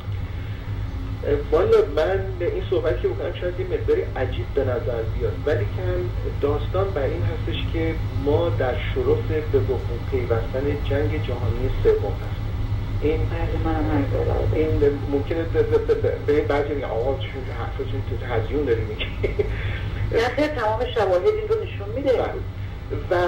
تومه‌ای که اینها درست کردن که ما شاهدش هستیم، آمریکا، اروپا، اینها دارن کمک میکنن که یک خلافت اسلامی در منطقه به وجود بیاد. و اولین قدمی که اینها برداشتن به جز این کشور ما که قربانی شد، اینها در ترکیه که ضد مذهب بود، این آقای اردوغان این قابلیت انتخاب شدن از نقطه نظر قانونی، این حق انتخاب شدن و شرکت در انتخابات رو نداشت، چون این از نقطه نظر نمیدونم سیاسی مجرم بود و مجرم جنایی به حساب می آمد و این حق شرکت کردن رو نداشت. آقای عبدالله گل یا عبدالله قول این اومد و در انتخابات شرکت کرد و رئیس جمهور شد، ببخشید نخست وزیر شد. و پس از اینکه نخست وزیر شد، چون نخست وزیر در این کشور همه کار است، برداشت و قانون و یک تبصره‌ای بهش اضافه کردن و اجازه دادن که این اردوغان بیاد و به اصطلاح بشه نخست وزیر ترکیه. این یعنی یکی از اون توطئه هایی بود که اینا انجام دادن. و بعدم دیدیم که اینها یواش یواش ترکیه ای رو که آتاتورک یک کشور سکولار یا غیر مذهبی به وجود آورده بود، تبدیلش کردن به یک کشور مسلمان. و از اون طرف ما می‌بینیم که خود آمریکایی‌ها همونطوری که گفتم افغانستان رو کشور اسلامی کردن، جمهوری اسلامی، پاکستان جمهوری اسلامی، عراق جمهوری اسلامی، تونس جمهوری اسلامی، الجزایر جمهوری اسلامی، سوریه و لبنان هم اینها جمهوری‌های اسلامی خواهند بود که لبنان که عملاً الان تحت نفوذ حزب الله هستش. و بعد طبق گفته خود اسرائیلی ها حماس صاحب 10,000 موشک هست، حزب الله صاحب 50,000 موشک هست. و از این طرف هم که اجازه دادن که جمهوری اسلامی موشک‌ها رو واسه خودش دست و پا بکنه و مصر هم که تبدیل شد به یک جمهوری اسلامی و که اگر الان اسمش نیست تا چندی دیگه اونم اسمش خواهد بود. و اینها اصلا تمام اونجا معلومه که اسلامی کسان این جنگنده هاشون همه مذهبیونشون هستن و همطور مذهبی خارجی که وارد اونجا میشن. دقیقاً. و لیبی جمهوری اسلامی شد و به طور کلی اینا تمامشون دارن تبدیل میشن به اون خلافت اسلامی که میخوان حمله بکنن به اسرائیل. و دنیای غرب هم میگه ای داد بیداد، ما واقعا متاسفیم. همونطوری که مثلا یهودی‌ها رو زمان جنگ جهانی دوم کشتند و از بین بردن و بعد دنیای غرب یا مثلا خب متاسفیم حالا یهودی‌ها رو برمی‌داریم میبریم در خاورمیانه میذاریم اونجا. امروز هم باز این ملت یهود در واقع قربانی خواهد شد به بهانه اینکه اینها قربانی شدن. اون وقت دنیا میاد در مقابل خلافت اسلامی یک مرتبه جنگ جهانی رو راه میندازه و اینها رو تمام نابود میکنه ظاهرا یا تحت تسلط خودش میگیره و اون حکومت جهانی برقرار خواهد شد به بهانه اینکه ما اگر چنانچه یک حکومت جهانی باشه دیگه از جنگ جلوگیری میشه، از کشتار جلوگیری میشه و اینا تمام زمینه سازیه. بله دقیقاً. من اتفاقاً همین مسئله که دفعه زمان جنگ جهانی دوم هم که ما میدونیم که از قربانی خیلی داشت، از مسیحی هم قربانی زیاد داشت، ولی یکی از قربانی های بزرگش یهودی ها بودن و ما میدونیم که همین هایی که به دنبال این گلوبلایز کردن و همین جهان نوین هستن، اینها هم مثل همین پدر بزرگ همین بوش قبلی، الان من اسمش رو یادم رفته، جورج بوش پدر بزرگشون. بله در جنگ جهانی دوم یکی از اون کسایی بود که پشتیبان هیتلر بود و ما میبینیم که اون موقع قربانی بر همین کسانی که امروز پشت این هستن، پشت این گلوبالایزیشن هستن، پشت جنگ جهانی دوم بودن و ما میدونیم که چقدر قربانی داد و به خصوص قربانی های یهودی و امروز هم من فکر میکنم در جنگی که اینا میخوان درست کنن بزرگترین قربانی ها همین یهودی ها خواهند بود. بدون شک همینطور. من این مثلا خیلی جالب هست، من با آنها راجع به جورج سوروس صحبت کردم. این جورج سوروس در واقع یک یهودی و یهودی زاده است که نام فامیلش بود شوارتز. این در مجارستان به دنیا آمد و در زمان جنگ جهانی دوم 14 سال سنش بود. پدرش اینو میده دست یه نفر از دوستانش که مسیحی بودن و این آدمو موقعی که آلمان نازی مجارستان اشغال میکنه، در واقع این جورج سوروس مسئول این میشه که بره اموال یهودیانی رو که میبردنشون به اردوگاه‌های مرگ، اینها رو به اصطلاح تحت اختیار خودش بگیره و اینها رو جمع بکنه. و در مصاحبه‌ای که با 60 Minutes در CBS این انجام داد، این مصاحبه‌گر ازش پرسید آقا شما احساس گناه نمی‌کنی که نمیدونم میرفتی و این کارا رو می‌کردی، اموال نمیدونم یهودی‌ها رو مثلا میگرفتی واسه خودتون، نمیدونم واسه نمیدونم اربابا؟ میگه خب اگه من نمی‌کردم یکی دیگه می‌کرد. ما اینو باید توجه داشته باشیم. در همون اردوگاه‌های مرگ بسیاری از این ظاهراً یهودی‌ها بودن که بدتر از خود سربازای آلمان نازی این کارها رو انجام میدادن. همین راتشایلد اینا هم یهودی بودن. همین و راتشایلد هم میدونه که بانک‌ها چقدر کمک کردن به هیتلر. بله. پشتوار اون موقع. میگن اینها همه یهودی بودن. بله بعضی از اینها اصلا براشون اهمیت نداره که آقا این یهودی کشته میشه یا رو مسلمانه یا رو مسیحی، اصلا فرقی براشون نمیکنه. اینا به قول آمریکایی مسئله دارن میگن nothing is personal، هیچ چیز مسئله شخصی برای اینها نیستش. اینا دارن یک کاری دارن انجام میدن که هدفشون به قول شما یاد برسن به اون global government. دقیقاً اون هدف مهمه و اینو واقعا جون انسان ها براشون مهمه. به هیچ عنوان دقیقاً همینطور. به هیچ عنوان مهم نیست براشون و مهم هم نیستش که اینها، ما شاهدش بودیم دیگه، همین یارو آیت الله گیلانی که در ایران هست 2 تا پسرش رو دار زدن، یا نمیدونم اون یارو حجت الاسلام حسنی، اون مکه ابله دلغک در رضاییه که حالا بهش میگن ارومیه، 2 تا از پسرش رو دار زدن. یعنی اینها براشون حتی نزدیکانشون هم مهم نیست. اینها هر کسی رو که دستشون برسه برای اینکه به اهداف خودشون برسن اینا کارا رو انجام میدن و به هیچ عنوان ما نباید این فکر رو بکنیم که خب انسانیت کجاست. من بارها برای بعضی از دوستانم که صحبت میکنم آقا مگه میشه آدم کش باشه، میگم آقا شما اینها رو با استانداردهای خودتون نسنجین. شما به عنوان یک انسان، به عنوان یک انسان متمدن، حتی یک موشه رو دلتون نمیاد بکشید. اما این جانورها احسان، یعنی بعضی‌ها این شهوت کشتن رو دارن، بعضی‌ها این شهوت به قدرت رسیدن رو دارن. برای اینکه تمام این آدم‌هایی رو که ما می‌بینیم، حتی این رژیم جنایتکار اسلامی موقعی که این احمدی نژاد صحبت میکنه، من اتفاقا یه فیلم کوتاهی از صحبت‌های این درست کردم. یک بار صحبتی میکرد در مورد آن روز نورانی، میگه اون روز نورانی خواهد رسید که در اون روز نورانی تمام شهدا از خاک بلند خواهند شد، تمام ائمه و تمام نمیدونم فلان و به همه اینا خواهند اومد. و میگه اون کسایی که به این مسئله باور ندارن به اندازه بز حالیشون نیست، که متاسفانه بسیاری از هم میهنان ما فقط اون داستان بزو کرده بودن جل، ولی باقی صحبت‌های این مهدک رو بهش توجه نمی‌کردن. که من اینو به صورت یک کلیپی در آوردم که در این کلیپ این نشون میده که موقعی که از روز نورانی که ظاهراً اینها باورشون بر این هستش که در اون روز نورانی که امام زمان ظهور میکنه، این روز نورانی به مانند یک انفجار اتمی خواهد بود و اینها اگر دستشون به جایی هم بند نشه، اگر در حوزه‌های نفتی و گاز ایران اینها یک بمب اتمی رو منفجر بکنن، این بمب اتمی به تنهایی اون ضررهایی رو که داره به قول معروف به کنار، اما موجب به اصطلاح تبخیر شدن و به گاز در اومدن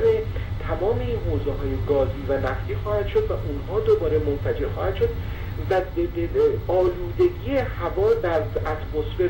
پخش خواهد شد و دنیا رو در اون زمستان اتمی فرو خواهد برد که تمام مردم دنیا زودتر یا دیرتر اینها همه از بین خواهند رفت. و اینها واقعا در این صحبت‌های خودشون باور دارن. احمدی نژاد در این که میگفت نمیدونم اون حاله نور روی سر من بود، این مردک ابله از نقطه نظر ما و دلغک، این از نقطه نظر خودش و تعدادی مثل این به این حرفا باور دارن. اعتقادات اینهاست، ما نباید اینها رو دست کم بگیریم، برای اینکه فرقی نمیکنه که این اعتقادات درست باشه یا غلط از نقطه نظر یک انسانی که متفکر هست. اما موقعی که این یارو به قول معروف خر صاحب شاخ بود، با اون شاخش میزنه هر کسی رو میکشه و این براش هم مهم نیست که نمیدونم موقعی که بمب منفجر میشه خودش و خانواده‌اش هم دود بشن برن هوا. اینا خوشحالن که پا میشن میرن در بهشت و در اونجا در کنار این نمیدونم حوری‌های بهشت قرار خواهند گرفت. کما اینکه از همین کسانی که میرن خودکشی میکنن و عده‌ای رو میکشن، چندی پیش تقریبا 1-2 سال پیش بود که در اسرائیل یک جوونی رو گرفتن و این جلیقه انتحاری داشت یا جلیقه انفجاری داشت که میخواست خودکشی بکنه و موقعی که این آدم رو لخت کردن برای بازرسی دیدن این دور کمرش و نقاط حساس بدنش آلومینیوم فویل بسته، ورقه آلومینیومی بسته، که گفتن آقا اینا چیه دیگه برسی کن واسه که من که میخوام برم بهشت اون نقاط حساس هم به صورت صدمه نخوره.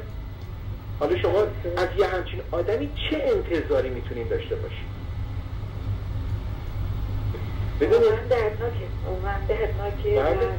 چقدر استفاده کردیم از سخنان شما لطف دارید من اجازه بدید که بیام خدمت شما.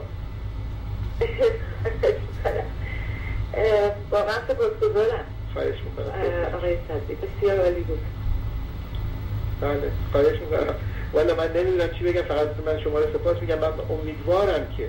هم میهنان ما یک مقداری به خودشون بیان. ما تنها راه نجات کشورمون، تنها راه به قول معروف رستگاری ملت ایران، بازگشت به هویت ملی ایرانی ماست، باور داشتن به تمام اون اصول، به اون سنت‌ها، به اون باورهای ایرانی هستش که در طول هزارهای تاریخ ملت ایران رو به صورت ملت ایران حفظ کرده. و اگر چنانچه ما بخواهیم اینها رو ندیده بگیریم و بخواهیم به هر صورتی به اصطلاح به فکر این باشیم، من این میبخشید من وقت شما رو الان میگیرم، اضافه میکنم به این مسئله باید توجه بکنیم که بسیاری صحبت از این میکنن که آقا ما نافمون رو باید از تاریخ ببریم، تاریخ گذشته رفته. نه، ما اگر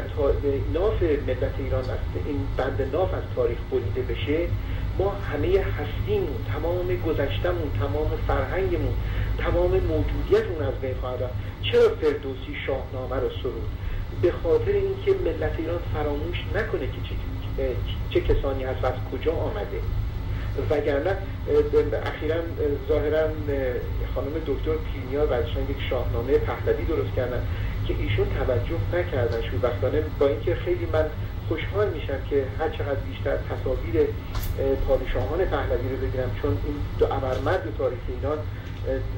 بیش از آن که ما بخوایم تصور بکنیم ما به ملت ایران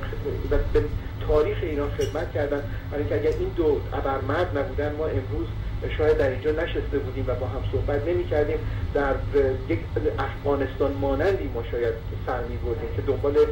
شاید یه الاغی چیزی لابد می دویدیم. من لابد دنبال الاغ می دویدم، ببخشید شما هم یکی از اون چادرها سرتون کرده بودین و گوشه خونه نشسته و این واقعا ما مدیونی هست. اما شاهنامه این واژه شاه رو متاسفانه در فرهنگ مدرن ایرانی کسی به این واژه اصلا نگاه نکرده و نمیدونه این واژه شاه یعنی چی. شاه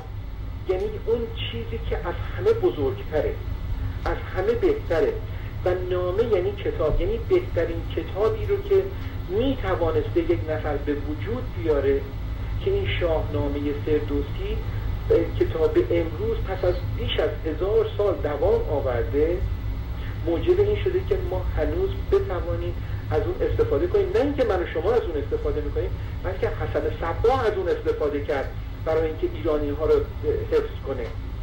و در طول تاریخ ما اگر بخوایم بند ناف ملت ایران رو با تاریخشون، با پیشینشون، از هویتشون ببریم، دیگه ملت ایرانی نخواهد بود، دیگه کشور ایرانی نخواهد بود، دیگه نمیدونم در کتاب ها خواهنش به علاوه مثل این قوم مایا بود که در نمیدونم آمریکای مرکزی بودند و رفتند و تموم شدن و هیچی. ما هم مثل صحبت مایا رو دارید، میدونید که سال آخر ماست تاریخ مایا گفتید، مایا چون بیدت یادم افتاد تاریخ این دوره 2012. بله خدا به خیر من گفتم برسید من نمتاده نشتم میگم خدا به خیر بگذارید به هر صورت. بله نه اتفاقا من نوشتای دیگه پیدا کردم که اینها گفتن این تاریخی که تا حالا داشتیم به پایان میرسه و تاریخ جدیدی شروع میشه و یک تاریخ دیگه پیدا کردن، یک تقویم دیگه پیدا کردن که این تقویم رو میگن به تازگی هم پیدا کردن در واتیکان که تا 6000 سال دیگه میره. خب این تقویم جدیدش پس خیالمون راحت شد دیگه. خیالمون راحت شد. البته این دوران جدید که دوران قدیمی میره و دوران جدید میاد خودش داستانیه که حالا نمیدونم چجوری میخواد دوران جدید خودش میشه باید اون نیو ورلد اوردر یا نظم نوین جهانی خواهد بود. بله امکان داره و امیدوارم که این اهریمنان به هر حال و اگر نقشه بدی دارن که فکر میکنم دارن پیروز نشن. اما برای اینکه این رو خاطر بدیم با یک خبر بهتری و اون این بود که یک پیشبینی شده در انجیل سخنان دانیل. من این رو پیدا کردم، این مثل که بخش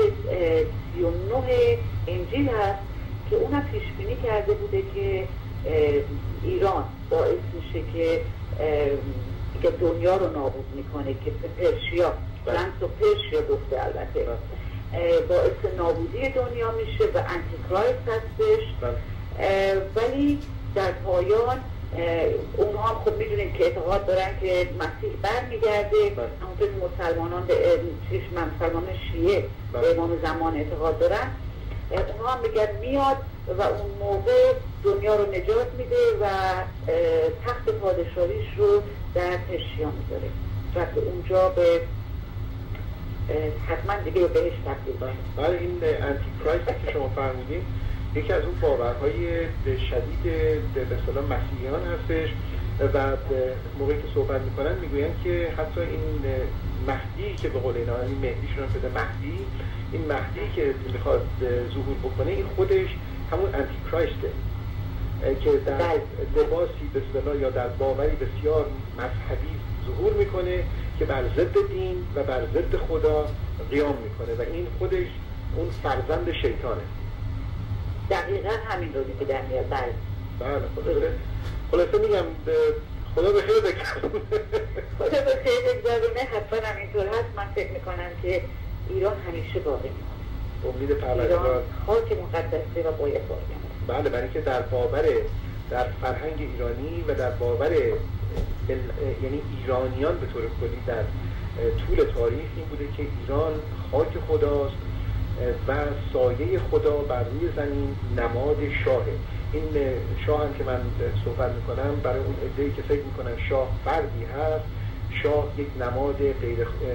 خاکی است که به همین سبب هم که ما صحبت همیشه میکنیم از اینکه جاوید شاه، منظورم این نیستش که یک انسان خاکی هیچ وقت نمیتونه جاودانه بمونه و پادشاه، پاد یعنی نگهبان نماد شاه موظف هستش که این نماد رو در تمام دوران به اصطلاح آدم‌های مختلفی میان به عنوان نگهبان که باید این نماد رو حفظ بکنن، چون حفظ این نماد موجب حفظ تمامیت ارضی ایران و موجب وحدت ملی تمام ملت ایران میشه و به همین سبب این مسئله بسیار به اصطلاح مهم و قابل اهمیت هست که هم‌میهنان ما به اون توجه بکنن و به همین سبب هست که من همیشه صحبت میکنم که ما زمانی که از شاهنشاهی صحبت میکنیم، از نظام شاهنشاهی و از شاه صحبت میکنیم، ما صحبت از یک سیستم سیاسی نمیکنیم، بلکه ما از یک فرهنگی صحبت میکنیم که در طول هزارهای تاریخ موجب شده که کشور ما، ملت ما و تمام هستی ما رو حفظ بکنیم. دقیقاً. سپاسگزارم آقای صدری. من دیگه نگاهی به شما نمیشم، فکر میکنم وقت آقای توکلی رو ما زیاد گرفتیم. میدونم که تیمسار افسا قراره برنامه داشته باشن و امیدوارم بتونیم این کار رو ادامه بدیم و بیشتر با هم بتونیم برنامه داشته باشیم. خواهش می‌کنم، حتما مزاحمتون خواهم شد. سپاسگزارم. من هم از همینجا با شما بدرود میگم و امیدوارم که هفته خوبی برای همه هموطنان خودم باشه و همینطور شما عزیزان، آقای توکلی، آقای صدری و آقای گنابادی.